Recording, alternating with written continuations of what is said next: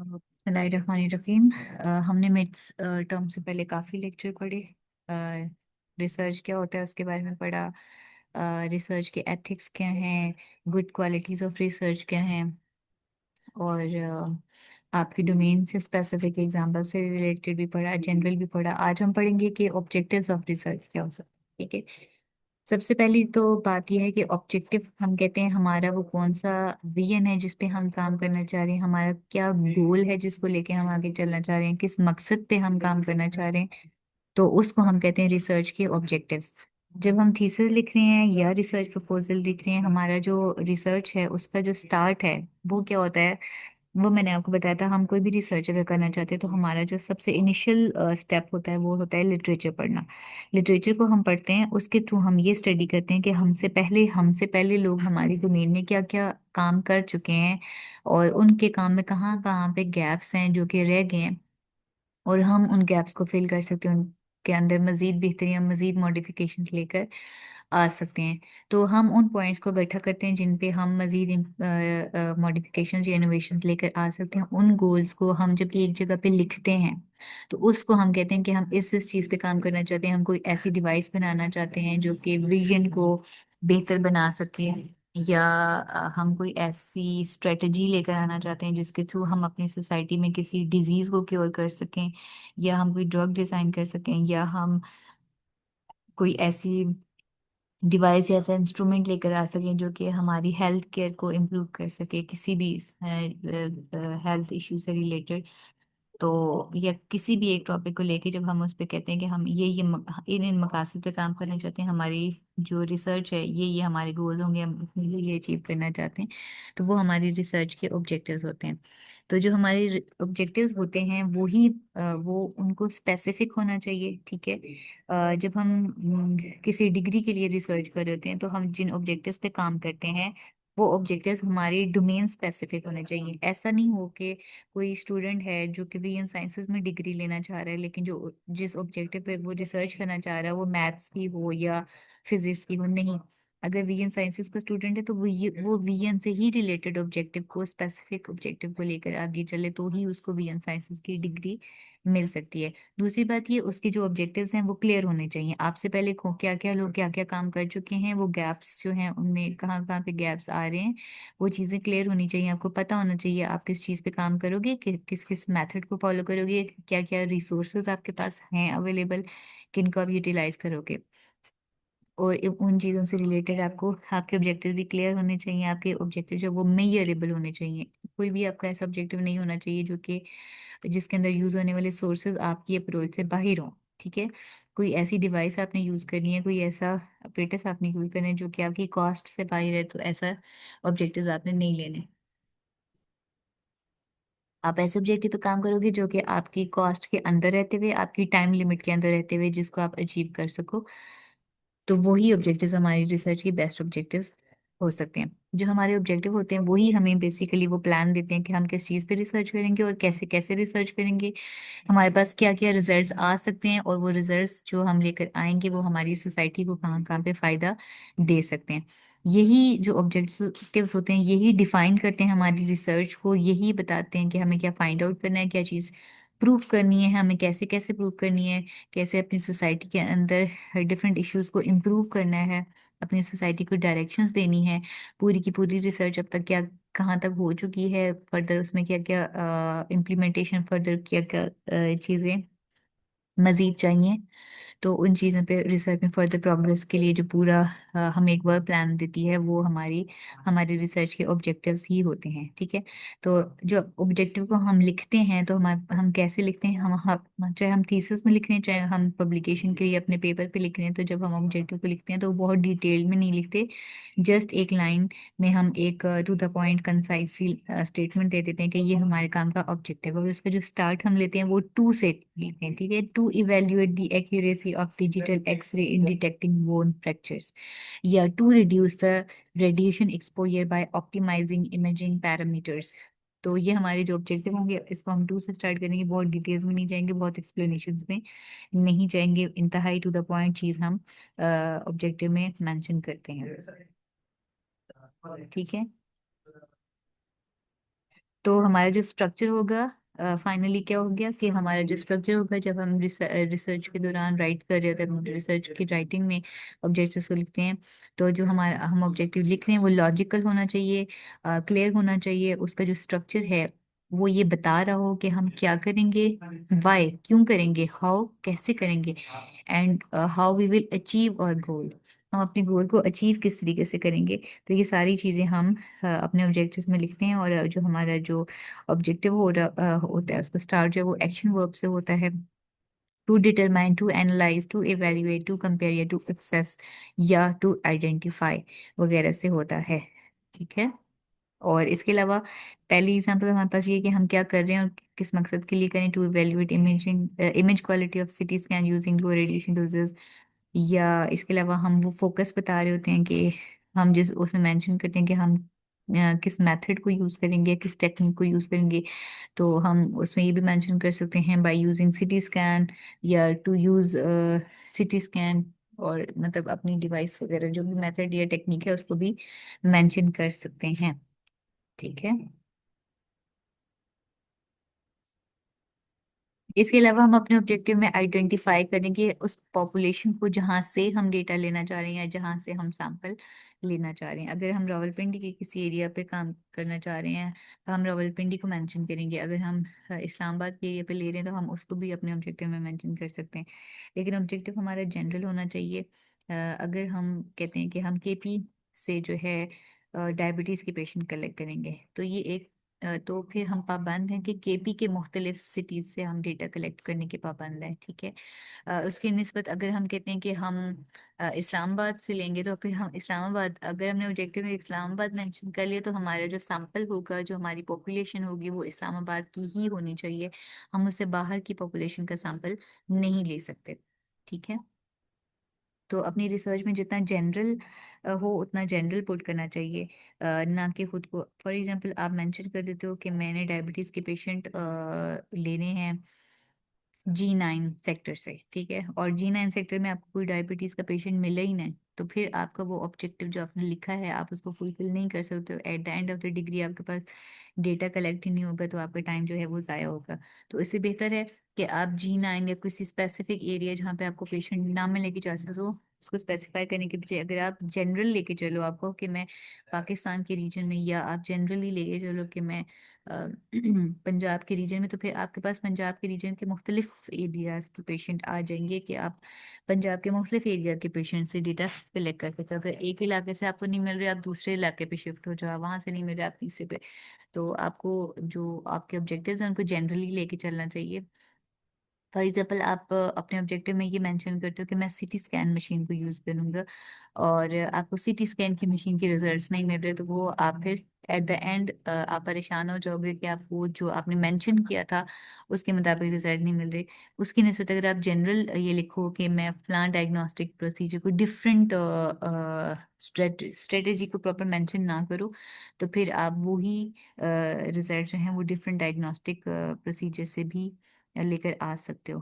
तो इसलिए कोशिश ये करनी चाहिए कि अपने ऑब्जेक्टिव को जनरल लेके चलना चाहिए, कोई भी स्पेसिफिक नहीं लेके चलना चाहिए। क्योंकि जब आप स्पेसिफिकली एक चीज़ मेंशन कर देते हो, वो जो स्पेसिफिक चीज़ है वो मेंशन ज़रूर करो, लेकिन उसको इतना कंपोज नहीं होना चाहिए कि एट द एंड आपको अगर उस एरिया से या उस स्ट्रेटेजी से रिजल्ट नहीं मिल रहा तो आप परेशान हो जाओ कि जो स्ट्रेटेजी मैंने मेंशन की थी मुझे उसके मुताबिक रिजल्ट नहीं मिल रहा। जबकि वो स्ट्रेटेजी इतनी वास्ट होनी चाहिए कि आपको उससे रिजल्ट मिल जाए। ठीक है। तीसरा ये कि चौथा ये कि हम अपना जो ऑब्जेक्टिव होता है उसमें हम इंडिकेट करते हैं कि हमारी जो रिसर्च है उसका पर्पस क्या होगा और उसके एक्सपेक्टेड आउटकम्स क्या होंगे। तो जो एक्सपेक्टेड आउटकम्स या उसका जो पर्पस हम मेंशन करते हैं उसको भी जनरल होना चाहिए, ताकि अगर हमारे एक्सपेक्टेड आउटकम्स जो हम वहाँ पे मेंशन करते हैं, रिजल्ट जब हमारे पास आ जाते हैं उसमें हमें उन सारे एक्सपेक्टेड आउटकम्स को बताना पड़ता है कि हम ये एक्सपेक्ट कर रहे थे, तो ये सारी चीज़ें हमें मिली हैं। अगर वो ना मिलें तो फिर आपकी रिसर्च इनकम्प्लीट होती है।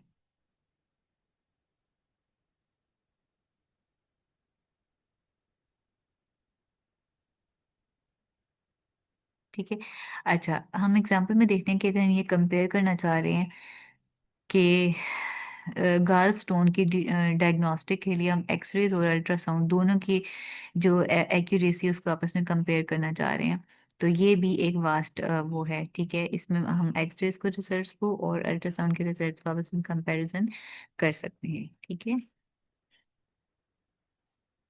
स्ट्रक्चर ऑफ ऑब्जेक्टिव मैंने पहले भी बता दिया कि आपका जो ऑब्जेक्टिव का जो स्ट्रक्चर है वो स्टार्ट होता है एक्शन वर्ब से। To collaborate, to access, to diagnose, to study, या टू प्रिडिक्ट से या टू एलेबोरेट से स्टार्ट होता है। ये हमारे तमाम वेरिएबल्स को भी मेंशन करता है, हमारे फोकस को भी मेंशन करता है, हमारी कौन सी पॉपुलेशन से हम डेटा लेना चाहते हैं, कौन सी एरिया से हम सैंपल लेना चाह रहे हैं, ठीक है। हमारी रिसर्च का पर्पस क्या है और उसके रिजल्ट क्या क्या एक्सपेक्टेड हैं, क्या क्या रिजल्ट्स आ सकते हैं।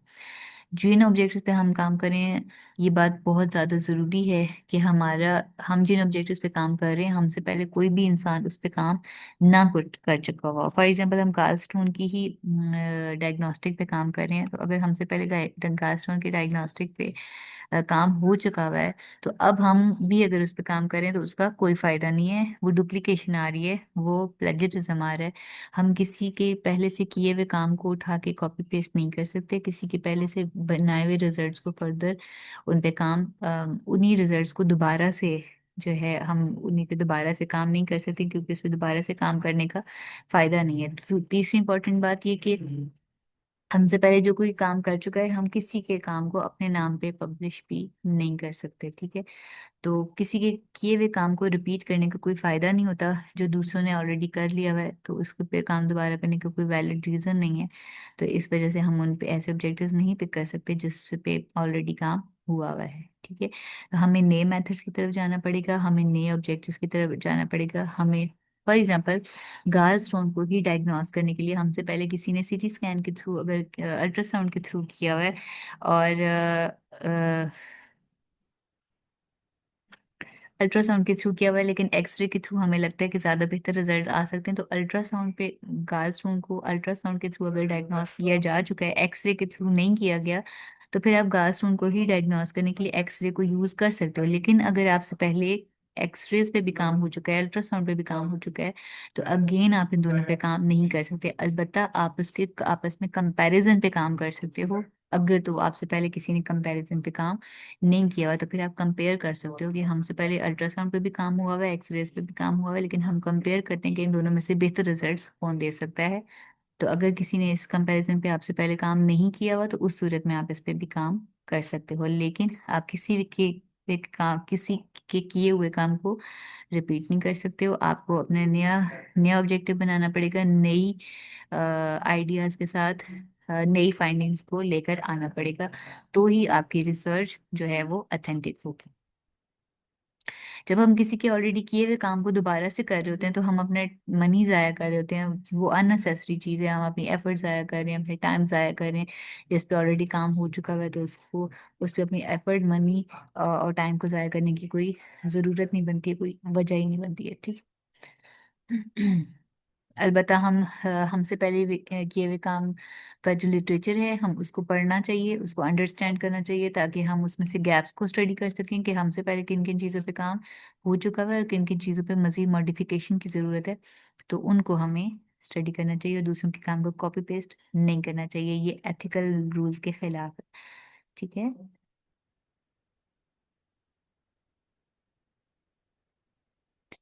अच्छा, पॉलिटिकल एक्सेसिबिलिटी ऑफ रिसर्च हमारे पास क्या है? पॉलिटिकल एक्सेसिबिलिटी जो है हम कहते हैं कि ये अम, कि कौन सी ऐसी पॉलिसी, कौन सा ऐसा डिसीजन है, कौन सा ऐसा एक्शन है, या हमारी रिसर्च के वो कौन से आउटपुट्स हैं जिनको हम जो है वो स्टडी करना चाह रहे हैं, ठीक है।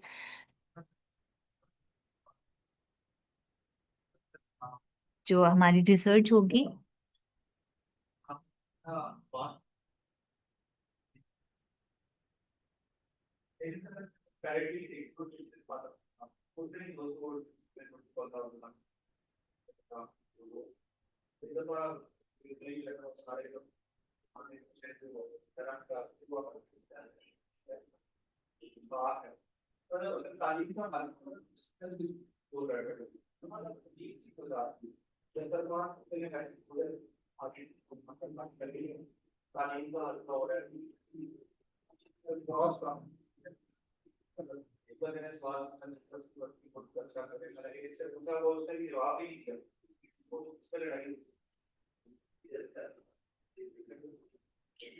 अच्छा, पॉलिटिकल एक्सेसिबिलिटी बेसिकली क्या है? पॉलिटिकल एक्सेसिबिलिटी जो है अ, वो ये होती है कि कितने आसानी से हम कोई भी रिसर्च कर रहे हैं, उसकी फाइंडिंग्स को लेकर आ रहे हैं, डेटा कितनी आसानी से हम डेटा ले रहे हैं, कलेक्ट कर रहे हैं, और रिसर्च के प्रोसेस को इटसेल्फ जो है वो कर रहे हैं, पब्लिक के अंदर रहते हुए, पॉलिसी मेकर्स के साथ कोलैबोरेट करते हुए, अदर स्कॉलर्स के साथ कोलैबोरेट करते हुए, उनके स्टेटस को पढ़ते हुए, कैसे हम लोग जो है वो अ, अपनी रिसर्च को कर रहे हैं, ठीक है।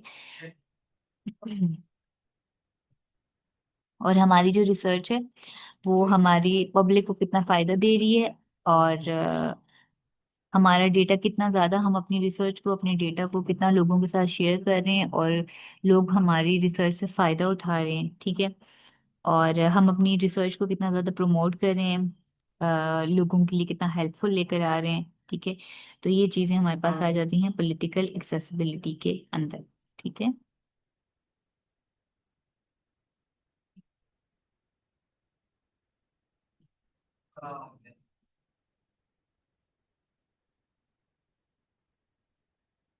अच्छा, इसके अलावा हम ये देखते हैं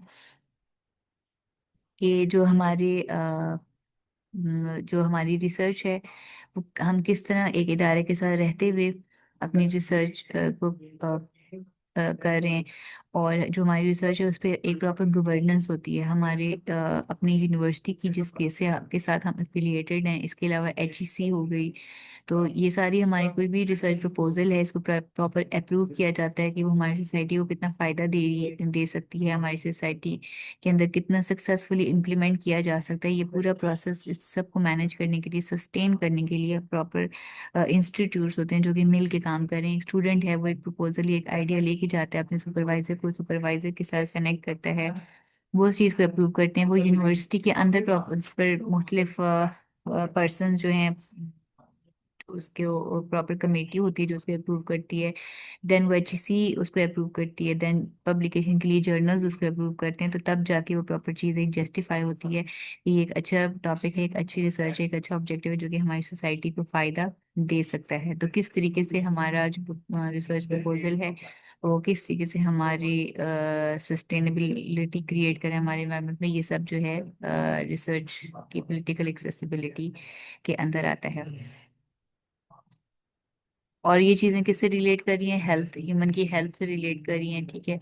अगर OT के स्टूडेंट या VN साइंसेस के या न्यूट्रिशन के स्टूडेंट्स अगर इस चीज़ पे काम करें, तो वो अपनी अपनी डोमेन में ऐसे कौन कौन से एथिकल प्रिंसिपल्स हैं जिनको फॉलो करेंगे, जो कि ह्यूमन की हेल्थ के लिए या उनकी सोसाइटी में ह्यूमन के बेनिफिट्स के लिए या उनकी सेफ्टी के लिए जो है वो काम कर रहे होंगे, ठीक है।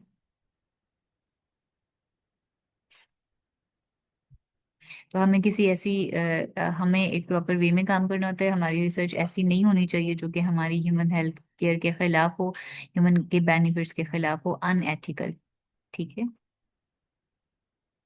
हमें ऐसी टेक्नोलॉजीज पे काम नहीं करना जो कि हमारी सोसाइटी में डिस्टर्बेंसेस लेकर आए। हमें ऐसी टेक्नोलॉजीज पे काम करना जो कि ह्यूमन हेल्थ केयर को प्रमोट करें, ठीक है, और एथिकल वैल्यूज को प्रमोट करें,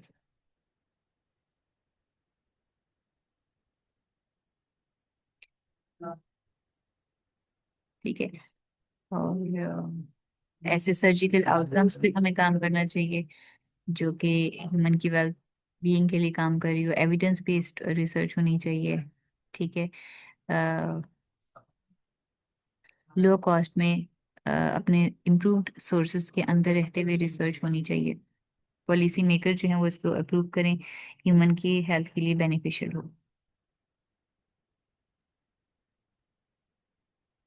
कोई भी रिसर्च जब की जाती है, कोई भी चीज़ जब मार्केट में लाई जाती है, चाहे वो ड्रग हो, चाहे कोई सर्जिकल ऑपरेशन के की स्ट्रेटजीज हो, कोई भी चीज़ जब मार्केट में लाई जाती है तो उससे पहले उसको डिफरेंट ट्रायल्स से इसीलिए गुजारा जाता है ताकि वो ह्यूमन पे अप्लाई करने से पहले पहले उसको ट्रायल से गुजारा जाता है कि वो ह्यूमन की हेल्थ के लिए नुकसानदेह तो नहीं होगी।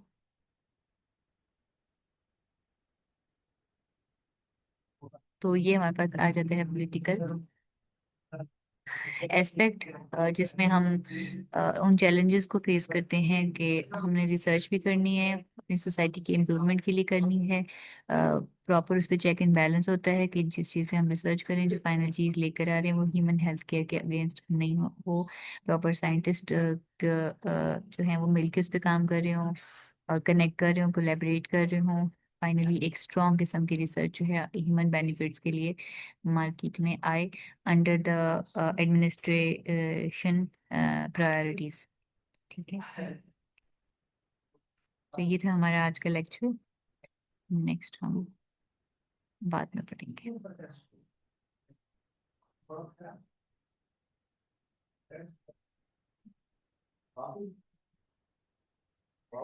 हो गया फरीब जी।